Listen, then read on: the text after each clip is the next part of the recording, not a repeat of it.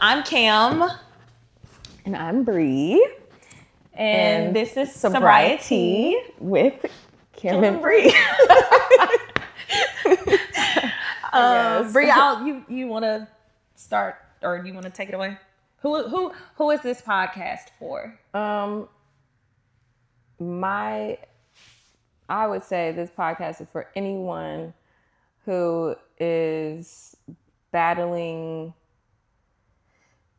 or finding themselves in a period of discovery, right? Like of growth, and maybe not sure of how or what direction to go to get themselves out of it, or feeling isolated in a transition process, or feeling alone in your growth journey, or just wanting someone or to connect to, and to see that, you know, you're not by yourself in those things that maybe in other spaces you might not be able to talk to someone about, or feel like isn't safe enough to share, or you don't feel comfortable sharing. Like, we want this to be a space that feels like you're in this room with us, going through this same going through and having this conversation, and, you know, again, it's about growth. So anybody who is wanting to grow, then this podcast is for you. Yeah, I always say, whenever I hear the question, you know, what do you believe our purpose is on this earth? Why are we here? And my response always is to walk each other home. So like, we're holding hands, walking each other home. And to me, right? And to me, that just means literally like being in the trenches with one another when we're going through things, showing empathy, you know, relatability, bearing our human. And I think that for me, this podcast is a comfort podcast. It's you know, come sit on the couch, pull up a chair, grab your non-alcoholic beverage of choice, and let's just talk. And we want it to feel good, and we want you to be able to laugh and cry, and just be human with us. Yeah, I was gonna say the thing from earlier is for the for the sober curious, for the sober envious, it's for the sober-ish, it's for the non-sober. It's like for anybody. Yes. Yeah. for anybody who's on any part of the journey in the process of being sober or not, right? Like, it's for all people, and we are all inclusive. The goal is vulnerability. So if you are somebody who wants to be vulnerable and likes to be vulnerable, then this, again, is for you. It's a safe space. Yeah. Oh God. What's the word? That's crazy. Okay. So the conversation. Okay. Yeah, let's talk. Yeah. It's tea time. Do we want to jump right into Let's our cheers. Oh yeah. Let's do a cheers. A cheers always solidifies. Salud. Where are we cheersing to? We are cheersing to episode 1 and one of many. Yes. Growth, elevation, abundance, good vibes, and all that is to come. Period. We cheers again? Yeah. Okay. Let's go. So, was that loud on the... I don't know, but this happens to be this. So Rainstorm it's an energy drink, and it is 0 sugar, and it burns body fat and has immunity support and accelerates metabolism and promotes hair and skin health and improves focus and like all these great things. And it's currently me and Bree's favorite energy drink. We're not sponsored. We aren't yet, But... however, yeah. If you'd like. But yes, very good. And is helping build a vibe. So Very much so. let's just start talking about our sobriety though, honestly. a couple questions. Yeah. That I think are important to note and to talk about as far as introducing ourselves and letting the world know about our journey, right? But more so about the podcast itself. So, SobrieTEA, right, was what's the word? The inception of it was from a very organic and I don't know, I almost say loving conversation between two friends, right? That we felt, what would you say, that helped us connect in a way that we didn't think that we would, or didn't help us connect, but we did connect in a way that we didn't think that we would, right? And then the idea of a podcast developed from there. And so one of the biggest questions, especially around the podcast and less about sobriety at this point, right? Because episode 1 is to set the tone. We are setting the tone. Yeah. But I'm curious, really, like, and again, I'll answer the question too, but like, what are you excited about in starting this podcast and having these conversations and, yeah. So when we just cheersed, I said, I mentioned all these things, abundance and elevation and growth, but I also kind of left like a vague what's to come. And I think that that is what I'm most excited about. It's the mysterious, unknown what's to come from this. I think that this podcast concept, the topic of, sobriety, us being two friends who are former party girls. We're still party girls, right. But it looks a little different today. Way, yeah. In a different way.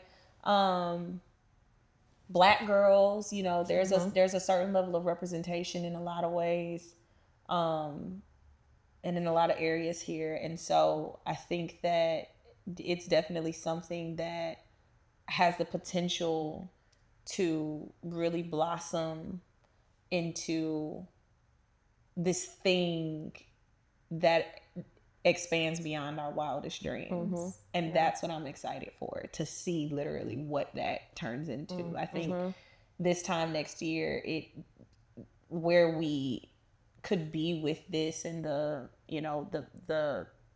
folks who have tuned in and become a part of the community, who maybe have gained something from this, what we gained from it. Yeah.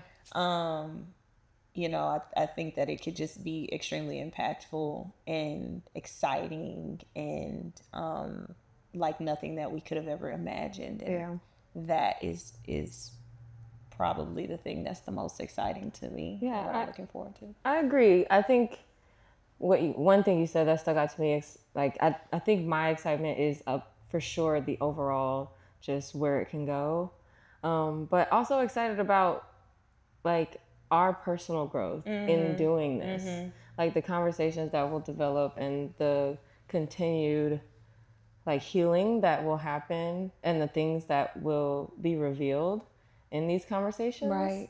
Not just for us, but again, like for people who tune in and what the impact that it might have on other people, but especially about like we're already in this healing journey, right? We're already being very intentional about growth, but growth happens in the hard times and in the hard conversations, and we're actually putting ourselves in a position to reflect on our hard times and have those hard conversations that you have to do on your own, but like, publicly, right. At that. And so that kind of goes into the next question, right? And I'm curious if your answer to the second one is the same as mine, but like, what are you nervous about? At this point in my sober journey, I will say, the idea of exposing myself is not something that is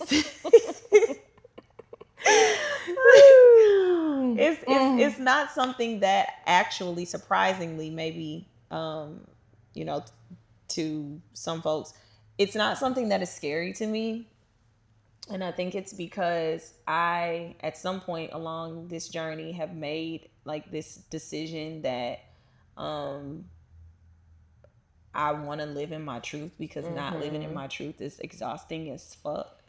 Yeah. And for sure. So in living in my truth, my people are gonna be my people, and they're gonna not just accept me, but like love me and embrace me for it. And the people that don't, fuck them. And you know, sorry. No, but for real though, like they weren't going to anyway, you know. And I will say, you know, in like my days of active drinking, there was a lot of people pleasing that took place, and a lot of mask wearing, and a lot of just molding myself to fit a certain standard of acceptance. And I'm still human, so I still have, you know, my moments where I am in my head, or I'm trying to make sure that I'm not coloring too far outside of the lines when I'm in a particular environment or whatever, or, you know, over analyzing what I said or how I even presented myself. Yeah. But it's definitely a lot less these days. So I'm not afraid of what I'll say or what I share, because it's me, and I accept me today, and I love me today, you know. And I think it allows for, again, and speaking to representation, those folks out there who want to be more free within themselves. It shows them that, hey, it's possible, because you know, she's doing that. It's happening, and you know, maybe I can do that too. Yeah. Yeah. So that was me saying what I'm not afraid of, but or what what I'm not afraid of. But you asked what's daunting or what's scary to me. I would actually piggyback off of my initial response, and that is the growth. The being able to keep up with this, because I truly do believe that it again, it has the potential to grow into something beyond our wildest dreams. And so in not knowing, you know, the unknown can be scary. And so I just want to make sure that I'm able to continue to keep up and show up, and that I'm ready for what's to come. I definitely agree with that too. I think it's been very exciting, like building up to this point, but the nerves have come with the, like, saying it out loud makes it real, right? And kind of what you said about, like, we're not just saying it out loud and making it real. We're saying it out loud and saying it on camera, and then making it real, not only to ourselves, but like to everybody else. Yep. And so it's like, it's nerve-wracking thinking about not just the growth, but also same thing about, like, what is exciting is the growth, but what's nerve-wracking is, like, what is going to come out of these conversations? What are we going to be sharing and exposing, and how will people respond? How will to it be received? Yeah, for sure. Who is going to be watching, right? For sure. I'm not necessarily nervous, and I don't care who does. I hope that many people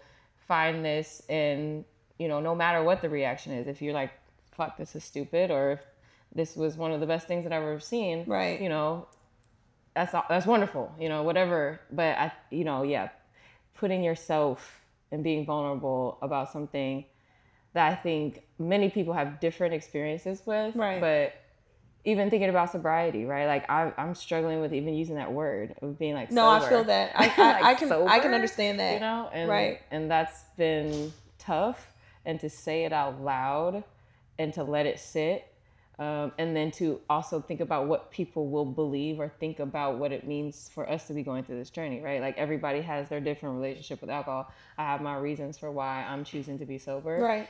And people, I also think about like being a party girl, right? Or going out and like whatever we label ourselves as, like I could be thinking of it differently than somebody else who might not have or be a drinker, right? Like that 2 drinks to some people is like, wow, what the hell? Right. And I'm like, well, right. I've had way more than 2 drinks. Yeah. Many times in my life, right? And so, yeah, just kind of the story, how it's received, how it will sound, what it will be like, the things that we talk about, all very nerve-wracking. I'm nervous about, but I'm also excited about. That's honest, and I love that. I love what that. it will look like as well. So, yeah. Yeah. How did we get here?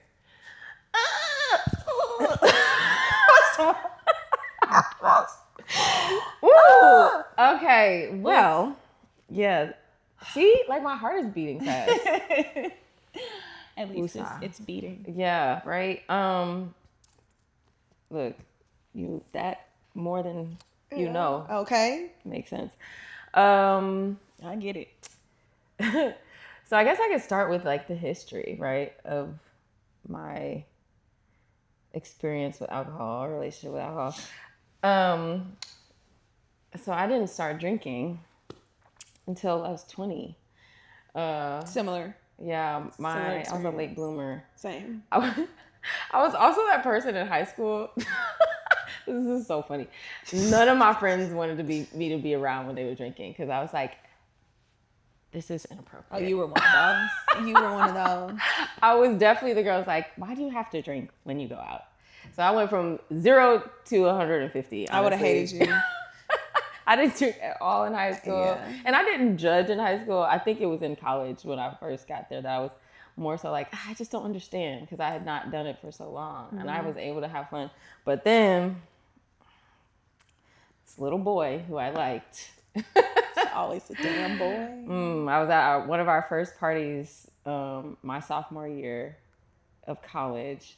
And it wasn't that he was drinking or he like forced me to drink, but I was like, everybody's having a good time. Like, he's making a drink. He asked me if I wanted to taste it. And I was like, I guess, sure. And yeah, that was the first time I had ever drank. Were you drunk alcohol. Your first time? Would you say you were? I think I was very cautious, no, because I'm one of those people that I don't like to do things without knowing how it's going to affect me. Mm-hmm. And so that me never drinking before, I was like, okay, I'll take one drink, and then tipsy Bree felt like, oh my God, I'm drunk. Right. Oh my God. Right. So yeah. So I had a good time. It was fun, and I, definitely waited a while before I indulged. But I will say, the party life then started to become like part of the college experience, and nothing major. It was just like I was an athlete, so sports. I couldn't drink all the time. Right. But weekends we were binge drinkers. That's what most athletes, you drink on the weekend. But I think going from not drinking at all to college drinking, I will say I maybe was trying to make up for lost times. And I don't think it was consciously. Mm-hmm. I think I was having a really good time, and like it just kind of happens. I never got in trouble. I think it was a good time. And then after college, I think life just continued to be like that. Yeah. And, working at a bar and working at bars, being a very social person, I found myself constantly in spaces and places where drinking was what we normalized, did. Yeah. Right? For sure. And I come from a drinking family. Like everybody on both sides, my dad's side of the family, my mom's side, we are all drinkers. And my grandfather even said like he was an alcoholic. He identified himself as an alcoholic. So, it then started to get for me, I think, to a point where I didn't want to drink as much, but didn't know how to not drink as much. It just became a lifestyle. And I had never blacked out when drinking. And then it started to become a frequent thing. Mm-hmm. I was never unsafe, but then I started to feel like this could become dangerous. Then it was starting to become dangerous. And I'll pause and wait right before we tell stories right there. Like, facts. We're in the first episode. Right.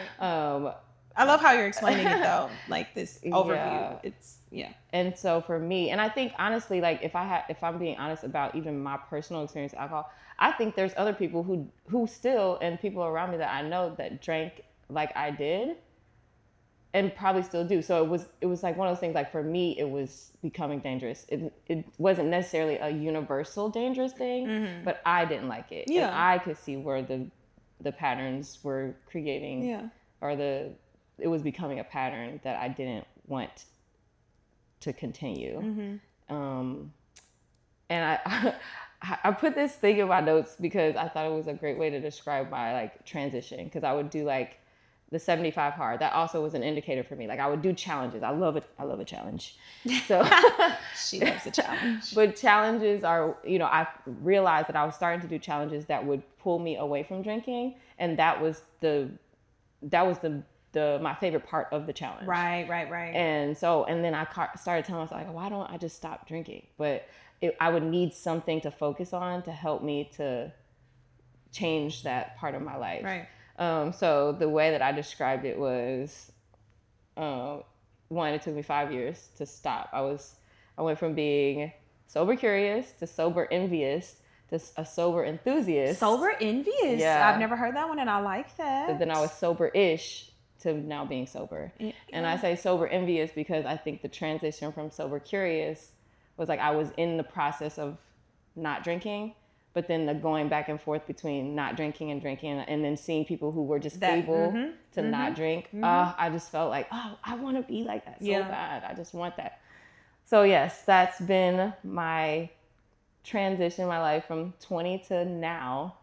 And yeah, in and out of drinking, I think now, and we can even talk about that, you should say too, but I am 288 days without alcohol. And I think for the last 2 years, I've been on this journey. I think I drank only for 4 months last year. And then, so I stopped from October 2024 to April 2025. And then I drank the summer, and then I stopped again October 1st of 2025 till now. Love it. I've been, love that. It's been feeling good. I feel great. It was contradictory to my lifestyle, so I just feel like I'm more aligned with myself at this point. And I don't even think about alcohol anymore. Yeah. So, yes. Love that. What about you, Cammie? So we have a lot of similarities. I too was a bit of a late bloomer. So I come from very similarly to you. My family, both sides, alcoholism runs pretty heavily.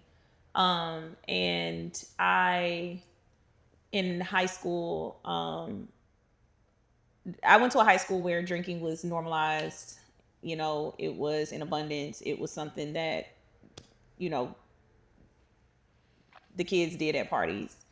And I dated a guy in high school my entire time. So we were literally high school sweethearts. I didn't date anybody else. It was he and I. It was actually kind of funny because I remember we would come back from summer break and people would be like, dang, y'all still together? Sophomore year, junior year, senior year. Yes.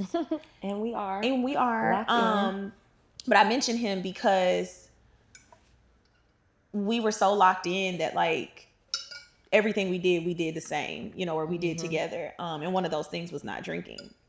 And I don't know, so much know about him. I'm not him, but I will say I think I influenced his not drinking. Maybe had we not been dating, maybe he would have been drinking at the high school parties, maybe not.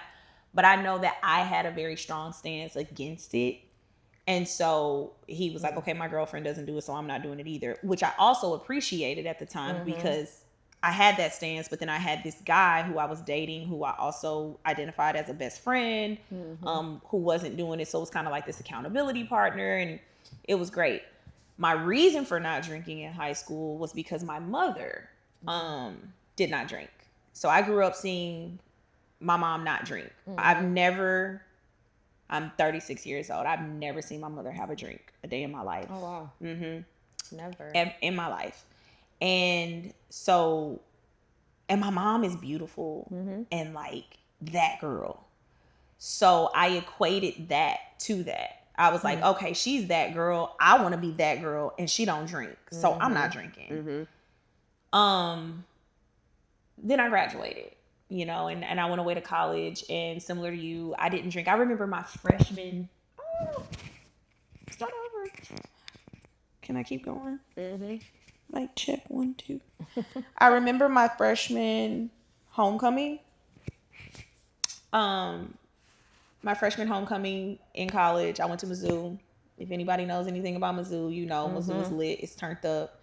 I didn't drink, and neither did my friends at school at that point. And to this day, I will say, out of all the homecomings that I went to in college, that was the best homecoming ever. Like the one you didn't drink at? The one where I did not drink. We danced. Right. We danced the whole time.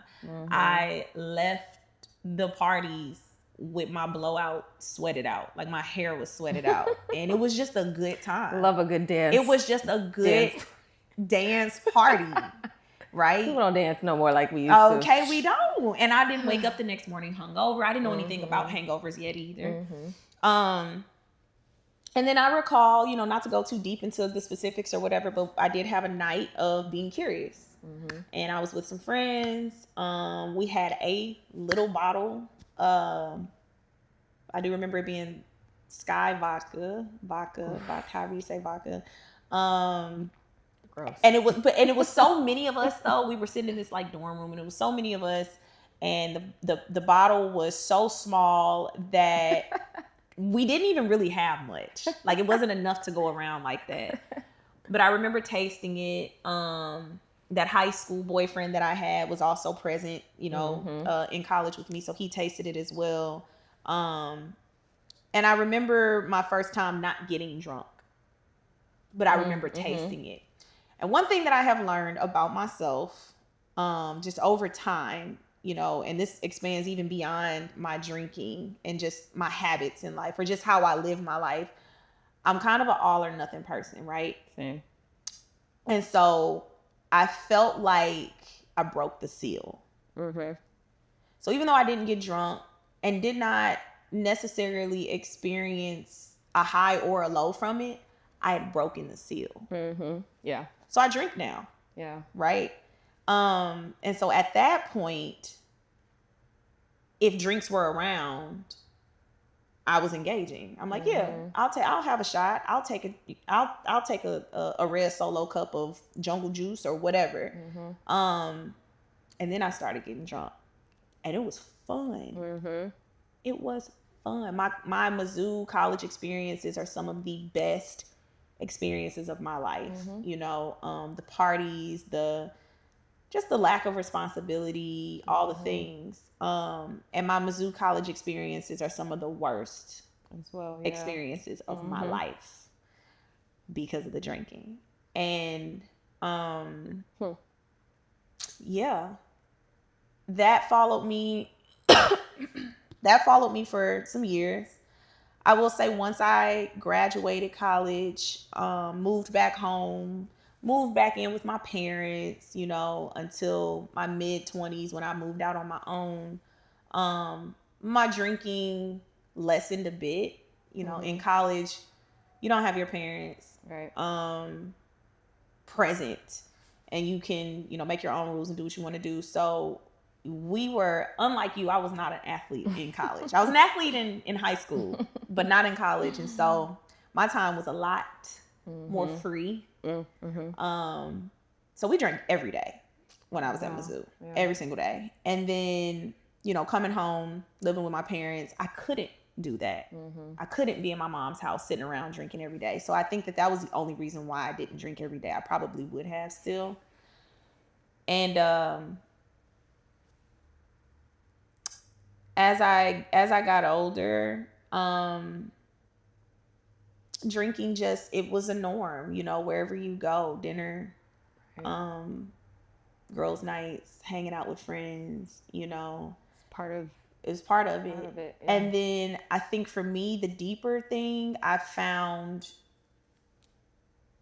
it became a staple in romantic relationships for me. Mm-hmm. So a lot of my romantic relationships were centered around substances, whether it be smoking weed or drinking, you know, and there were a lot of problems that ensued as a result of that too. Mm-hmm. And I'll pause there. Yeah. I'll say that. Right. We have more to come, but yes. It's like when you start talking and you start sweating, you're like, okay, maybe I shouldn't say that right now. Like, well, I will just, I'll pause there. I'm dead. And I think I love. You know who you are. No, I'm just playing. But yeah. I'm happy to hear, because I think we've talked about this before, right? Like how we have similar, and that's part of why we're here today too. Like we have similar experiences, even with how we started drinking. And the question I kept coming up for me was like, I wonder, especially being late bloomers, if you relate to this. Like, I feel like I was just getting started when everybody else was kind of feeling like their drinking habits were slowing down. And when I graduated college, again, it wasn't a conscious thing. I think my transition into like, okay, I'm having fun. I didn't feel.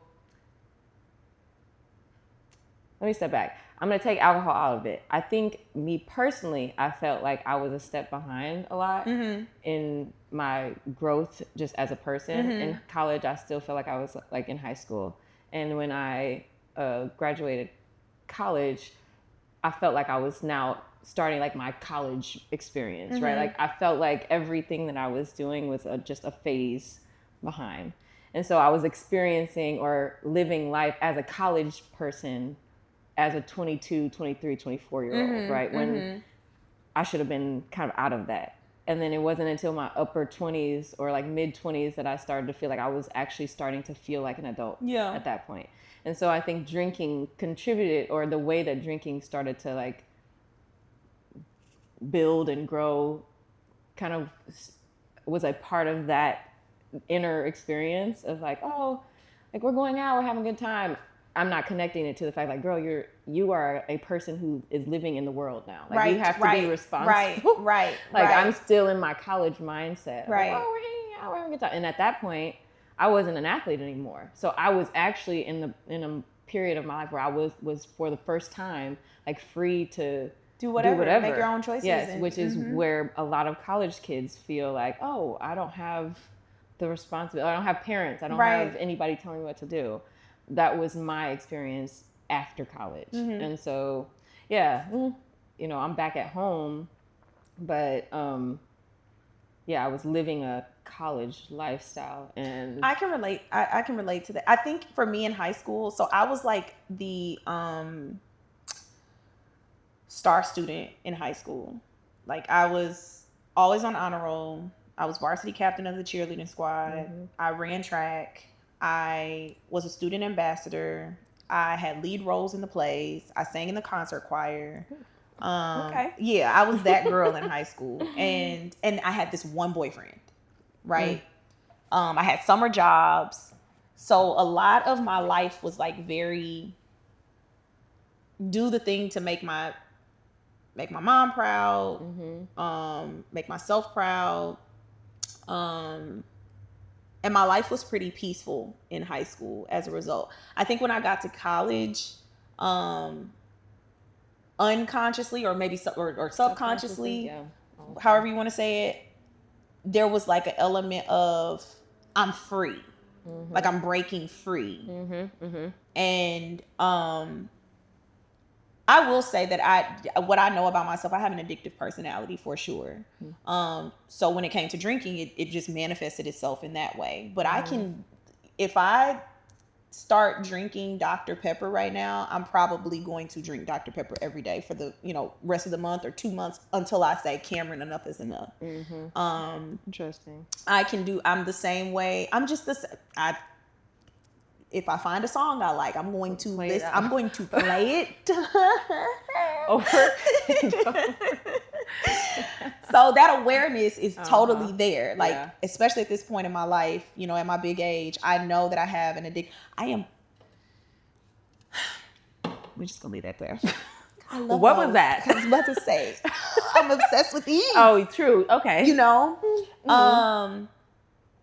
you know, and even right now in my life, like I think the thing that for me, that I am a bit obsessed with, if you will, is working. Okay, Productivity. I can see that. Yeah, for me right now. I don't like to call off.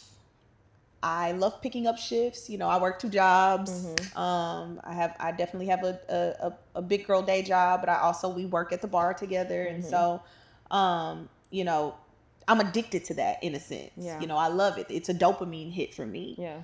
Making my money and going to work, which on the surface to some folks can sound really nice, but also it can be, you know, it can also be something that's detrimental. And I do feel it sometimes. I feel my body is tired. I need to rest and may not necessarily know how to rest.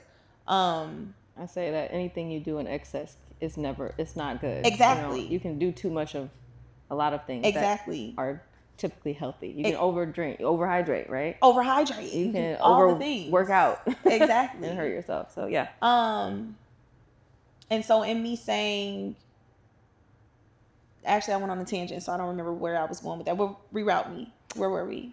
What were we talking about? You were just talking about, because I was going to connect to that too, about how it's your addictive personality. Like, it was something before that, though, that made me go there. I'm trying to remember.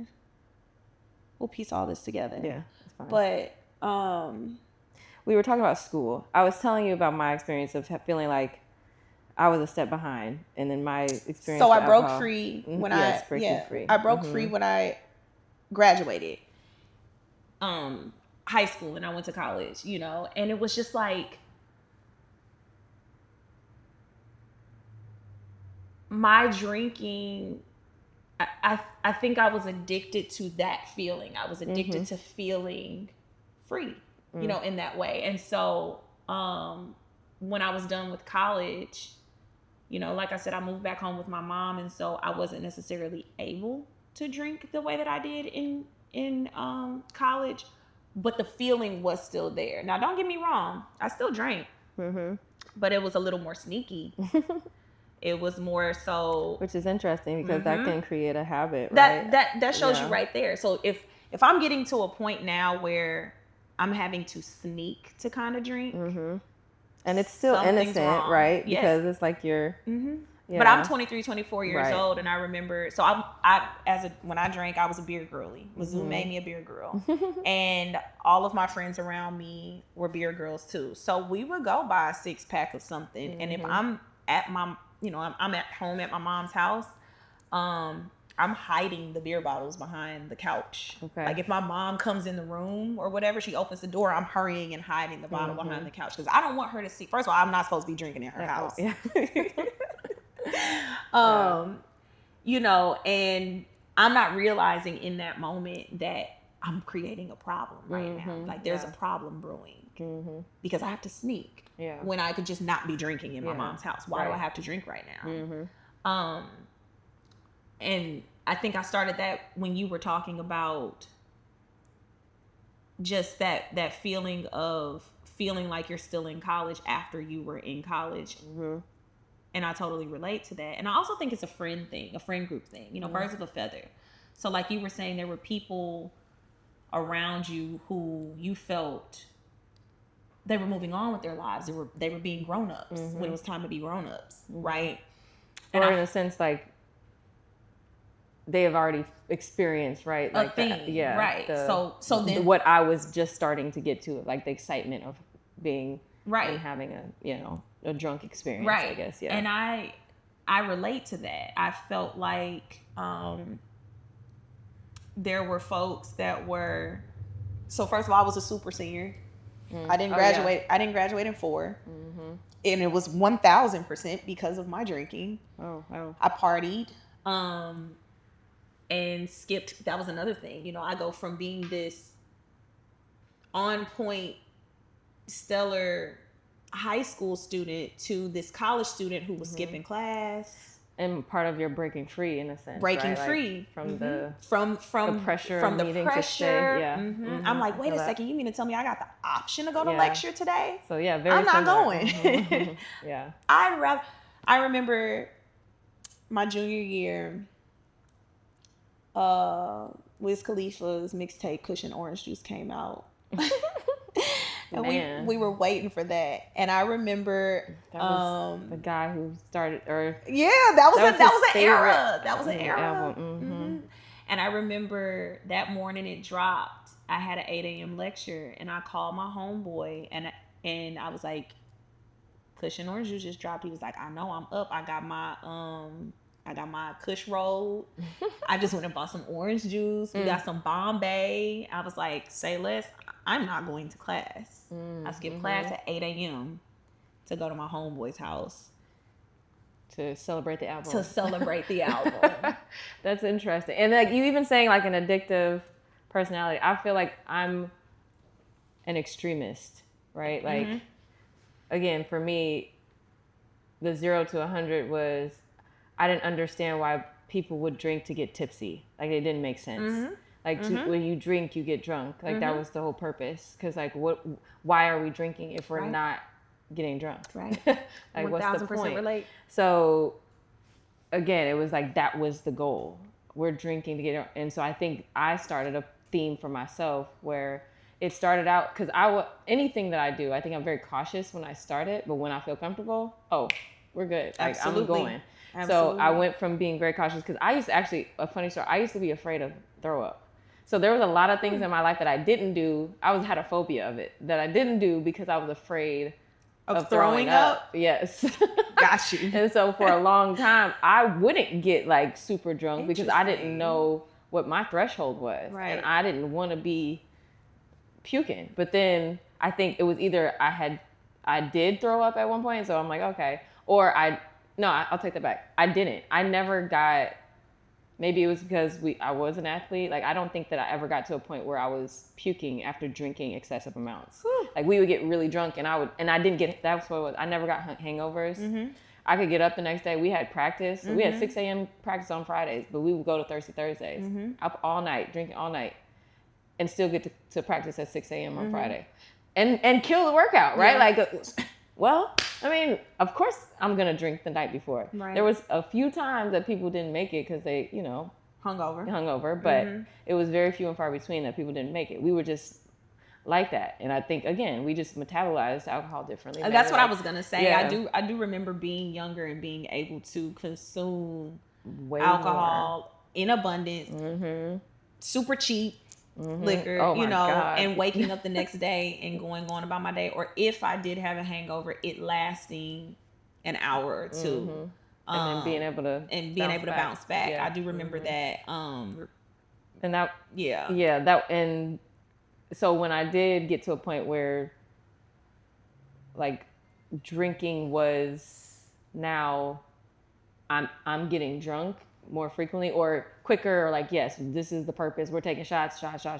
I was able to take multiple, maybe 3, 4, 5 shots at once and be fine. Right. Like, but I also noticed that the transition too was like, I wasn't able to gauge it anymore. There was some period, and again, we can get into details at later dates, but like, some days I could drink 5 shots and be totally fine. Another day I could drink 5 shots and it would be completely different. Right. And so not having any reference was scary. Yeah. And not in the beginning because it's college, but like later on, there's that theme again, that pattern of like, okay, so we're not like recognizing or doing anything about this, or taking that information and being like, okay, well, maybe I should switch something up because that doesn't seem like it's a good thing. Yeah. Right? Yeah. And I was just like, that was like, damn, I don't even remember what happened. Right.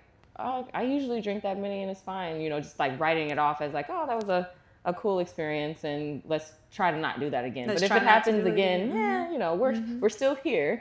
And so the extremist part of me, like doing that, but also recognizing that I feel like I didn't have, and I'll say this, and we talked about this too, I didn't have an alcohol problem. I had an indulgence problem. And it's like, if I'm going to do it, I'm going to do it. but drinking was fun, right? Like, so it's not something you want to stop. So I'm indulging and I'm indulging and I'm indulging. And then where's to what end, right? Like when you get a tolerance, you just drink more. Yep. And then your tolerance then becomes less of a tolerance. And now it becomes like, again, maybe these habits or patterns that aren't the healthiest and starting to get more dangerous. I love that I want to go back. I love that backwards a little bit. I love that you said the point about not having an alcohol problem, but having an indulgence problem. And, I want to put that in the same pot where I said I have an addictive personality, because this is not to minimize at all or take away from the subject matter of, alcohol or alcoholism or sobriety, that focal point. But I do want to highlight that, like for me, I strongly believe that like alcohol was just a pawn in the game of chess. And the game of chess for me, the bigger issue in my life that I had to come to terms with and recognize, accept, begin to work through, and still am working through, and believe that I will continue to be working through until I die, is the indulgence, the overindulgence, the addictive personality. Because even when you let go of the alcohol, it's just going to be something else. Yep. Right? Exactly. So, and is there something right now that you said work? Work. Yeah. Work for me for sure. That's my thing. And I have to take moments of pause because I do recognize, moments or times where it is not my frequency with working is not necessarily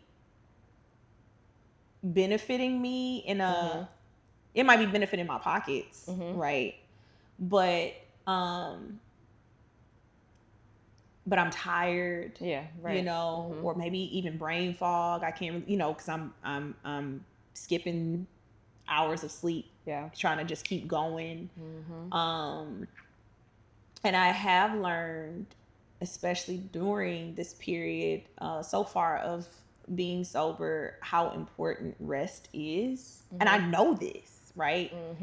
And yet I still do the thing. But it's the same as when we were drinking. It got to a point where we knew what we were doing wasn't benefiting us, right? But we were still doing a thing. So like I said, I'm a work in progress. I will say I would still rather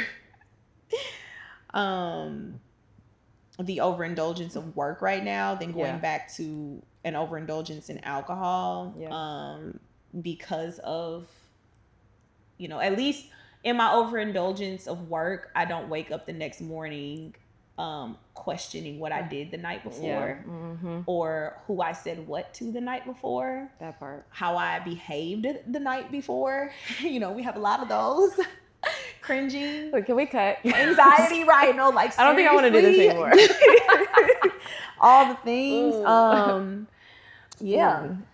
So that brings up a question I feel like I want to ask you, because I'm thinking about, because I'm also reflecting. I'm thinking like, what is the thing that I'm indulging in, or currently?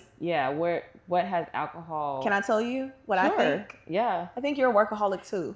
For sure, but I'm also think I'm on this journey too. And this will go into the next question. I was going to ask, what has been the biggest challenge? Because we're both in our first year of sobriety. Biggest challenge, and what is the thing that you have noticed that, like, one of the most positive things, or the biggest positive in like this sobriety journey? But I think when you say I'm a workaholic, I agree. But in this time, I'm aware of that, and I think I've been trying to be very intentional about prioritizing rest, right, and taking my time for off. sure. And like, you're not wanting to take breaks. I'm look, I'm calling off, like, right, because I usually wouldn't. And I'm trying to allow myself, even hearing you say that, and this sounds so terrible, even hearing you say you're trying to prioritize that, just, it did something to me internally. Like it, like my heart. You're activated in that's some way. That's a problem. No, that's a problem. Oh, girl, look, I was there, but I'm like, I'm not going into it, you know. And it took a little while for me to get there. So I agree with you, but I'm wondering, like, has it transitioned into something else? And I don't think I've sat with myself and actually asked that question in a while of like, what is the thing now that I've indulged in or I'm overindulging in? And it could be growth. It could literally be the fact that I've been trying to heal. Oh, I'm so glad you brought that up, because even that, like, it comes, I saw a quote recently, and I am not going to say it verbatim. I don't remember it verbatim. Might even butcher it, but basically the foundational message was,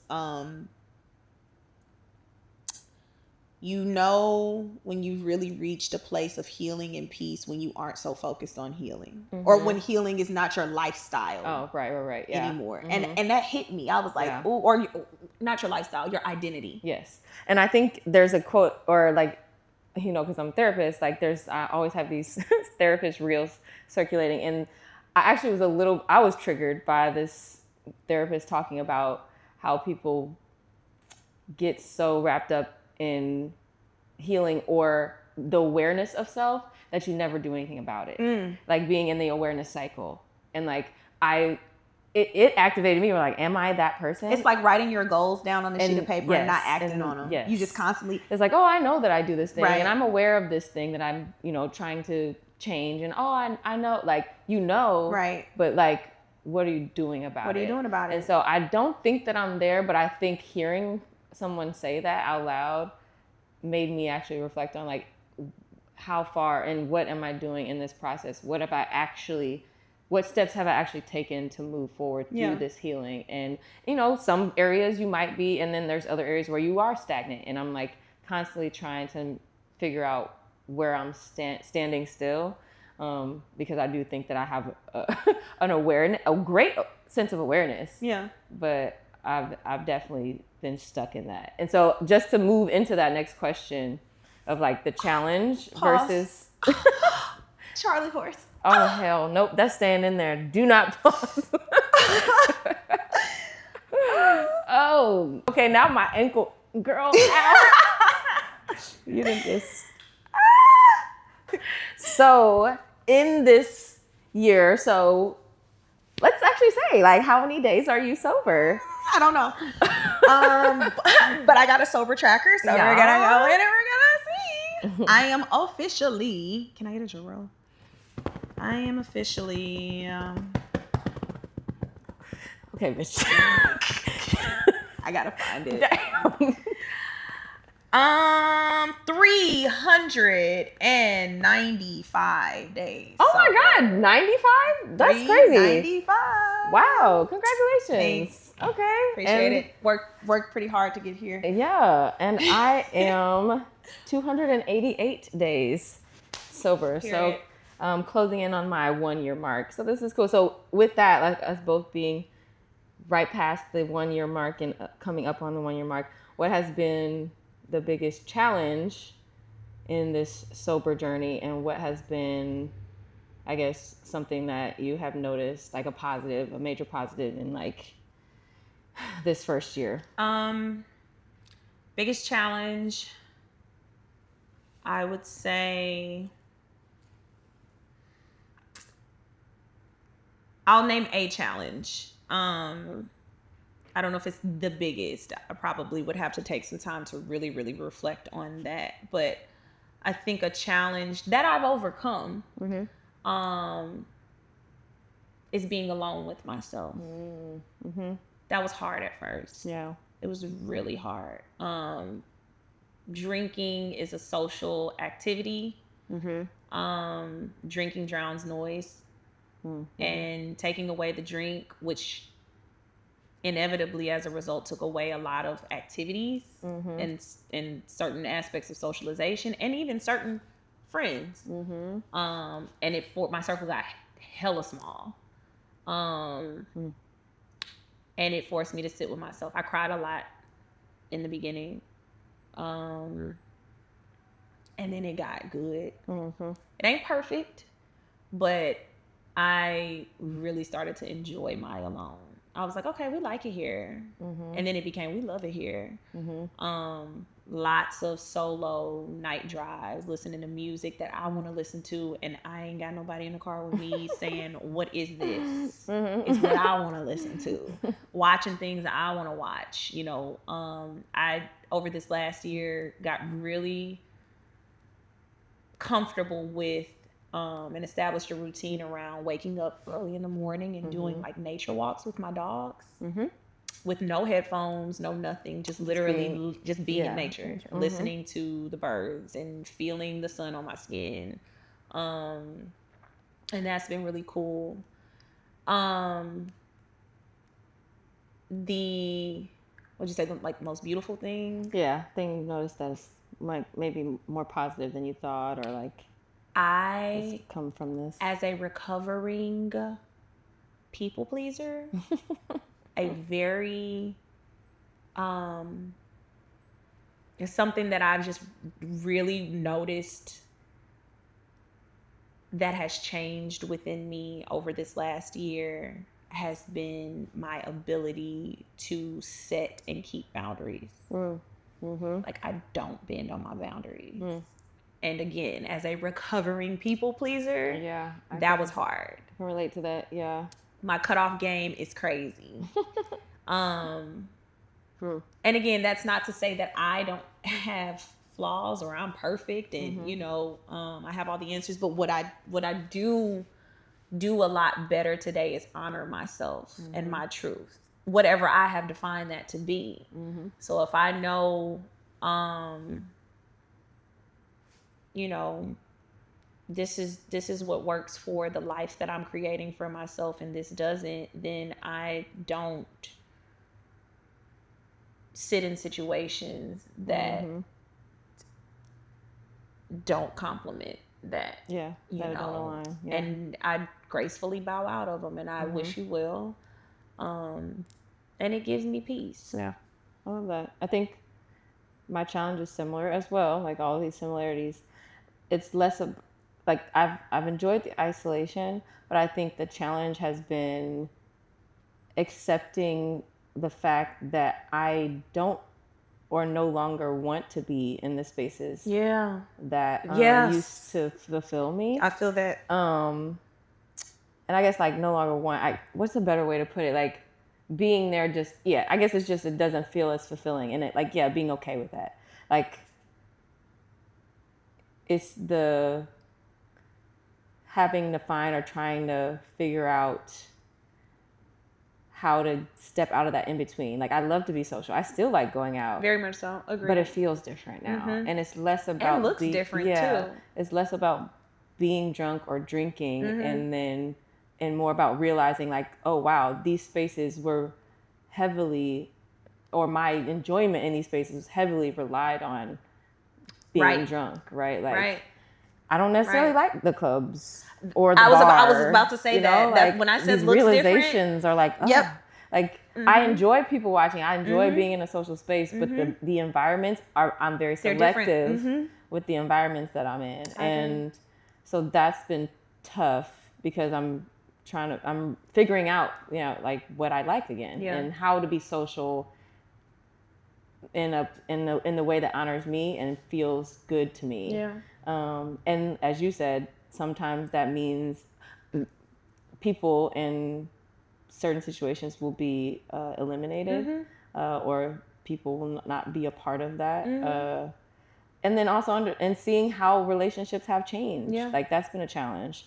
I might still love and care and adore a person, but again, maybe our relationship was heavily relied on our social interactions more so than us really actually being close. And that's been tough, you know? So yeah, still working through that. I love it though, because, you know, it's forcing me to make more choices and being more intentional again about like the spaces I want and the people I want in my life, as opposed to just it being a product of a thing that I've been doing. Right. And I'm like, oh, I'm accepting it because this comes along with this other thing that no longer serves me. Right. And the thing that I've noticed or has been a positive is the amount of fucking time that I have gained. Like the days still feel like I need 48 hours in a day no matter what. But like you have more time to be a workaholic. Right? No, like it has shifted. And I'm like, damn, that's crazy. Like, and how on a drop of a dime, it's like, oh, come to the bar. Like I would have easily been like, oh, I'll get this done later. But now I don't drink. So it's like, oh, if somebody asks me to go out, I'm automatically thinking like, do I want to be there? No, I don't want to be there. And then all my time opens up to do something more productive. Something more productive. And now I don't know what to do with my time, but then I also still don't have enough of it. That's what I was going to say. It's interesting because our schedules are so full, both of us. You know, I know what yours looks like. With the shit that should have been there. The thing. It's so full with fulfilling things. Yes. You know, I wake up the next day, and if I reflect on my day before, it's a bunch of fulfilling things. Some things productive and some things that just fill my soul, but not anything that's like making a withdrawal from my life. Like I'm not spending 4 to 6 hours sitting in a bar just drinking because, you know, and I'm only speaking to me, but like that didn't add value to my life. And you know what? I'd say twofold, right? Because I agree, but I think that's also been the challenge because I sometimes feel like I'm missing out. I agree. Right? Like I had so many fun times with people sitting in a bar, right? Like I'm sharing in community, like, but then it's like, is this the only place that we can be in community? Like, and a lot of times it has been, but it's also like taking apart and unknotting all of those different, and how do I create this thing that I liked in this space? That's so real. Somewhere else. But how can I get those people in that time that I loved and shared with them into these other spaces and make it feel as awesome as it did? Again, not that alcohol created that or made it that way, but you know. Well, it's interesting that you just said that. That also just made me think of a thing too. And I want to throw this in real quick. I will say I have found connection a little bit more difficult. Girl, that's gonna be a whole episode. Yes, it is. Like it is because and I think I'm an awkward bitch, first of all. That's what I was about to say. Like I feel like it's so much a part of. It's a result of so many things. It's a result of like not having this substance to mask maybe the awkwardness anymore. And social anxiety. And then it's also, even though I do feel like, don't get me wrong, like I'm awkward and I'm quirky in my own ways, and so are you. And I think that our quirks actually kind of make us kind of cool. Yeah, who we are. But also there's a level of confidence that has grown out of me being sober, you know, and it took time to get here. Yes, I'm still I can go into rooms and maneuver and not, you know, maybe cower, but I am still figuring it out. But see, going off on tangents, I always forget what I was about to say, but that connectivity, like I think that social anxiety and that awkwardness, and also just like doing so much work on yourself, it's a blessing, but it can kind of sort of be a curse too, because I feel like I'm always in like hypercritical, hyper-analyzation mode, which is also exhausting. Yeah.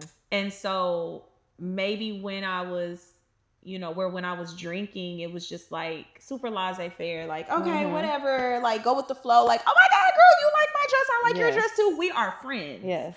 Now I'm like, I'm analyzing everything. And is this person real? Is this person authentic? Does this person truly care for me? Does this person, you know, mean me well? One end of the spectrum to the other. So it is difficult it's already difficult, you know, making new friends at our big ages, right? Or dating. But you add sobriety to the mix, I think it does make it a little more nuanced and difficult, at least in my experience thus far. I feel like, look, right? again, in these conversations, right, we ask about one challenge, but then we realize that's what I there's mean. so many actually that we are experiencing. But it's beautiful. Yeah. And I have to say, and that's why I love you. Like, I'm so glad. Like, no, seriously, because there's a connection that we have that is totally authentic. You know, and also naturally so we share something in this like big thing. We share a lot of commonalities actually, but this big thing in common. And so I do, you know, value this friendship that we've built. You know, and it's rare. Out of sobriety, honestly. Like we had a friendship before, but it definitely deepened. Yeah, allowed for a deeper connection, which I think all of these other ones have been difficult, but this seemed to me like one of the easiest that we have built out of and in sobriety. I would say it's ezy too, and I love that. And I love you too, yeah. Kim. Okay. And so yes, I think we're wrapping up. But as we wrap, is there any? I feel like last thoughts that we want to share? Burning desires. Yeah, especially just about the podcast. Yeah. I guess I'm just, like I said, I'm echoing what we talked about in the. I'm gonna be out of a frame.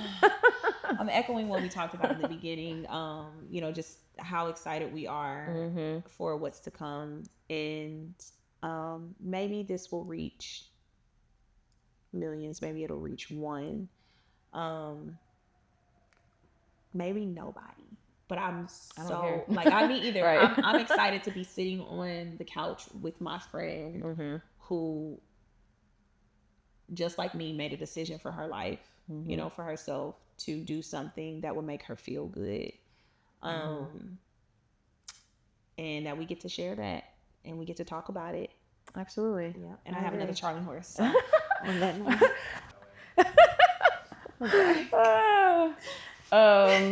We have continually, is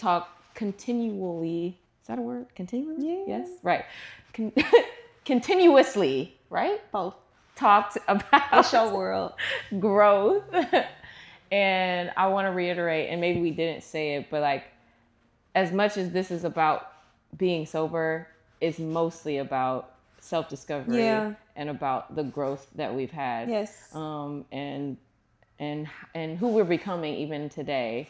And that's where this podcast, or how we want this podcast to be viewed, right? Like, because everybody is going through something. And just because we're talking about alcohol and that being our, you know, our hill that we have, you know, tried to overcome or are overcoming, doesn't mean that you don't have something that, you know, in your life is different, but maybe similar to this. You know, it doesn't have to be specifically about alcohol. So the reach is also in that way. How are you growing? And so we're hoping that, like, we're all walking up some hills. And learning about ourselves and growing in that way. And I've been recently talking to people about, like, I love the phenomenon of like a butterfly, right? Like caterpillar to a butterfly, but like learning, me personally recently, that a caterpillar has to completely like liquefy every cell. Where did I just see that? No. I literally just saw that, and it kind of like grossed me out because I was like, I did not know. Right? It's completely different as a butterfly.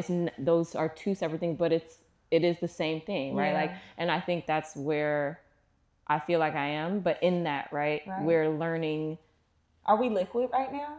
I guess so, right? We're deconstructing to reconstruct. Yeah. And in that deconstruction process, it's bringing up so many other things that we're learning and figuring out and understanding about ourselves that feel like, damn, like I might be taking steps backwards because this thing has been revealed about myself, but actually no, you're a whole completely different version of you. And now it's an opportunity to build on a new foundation, as opposed to something that that feels like, or may feel like, you're steps behind. Right. So I'm excited to go through this process and this journey with you, and what we're sharing with others, and how, again, like you said, it might reach somebody, and what it might do for someone else, but mainly and mostly how and what it will do for us. So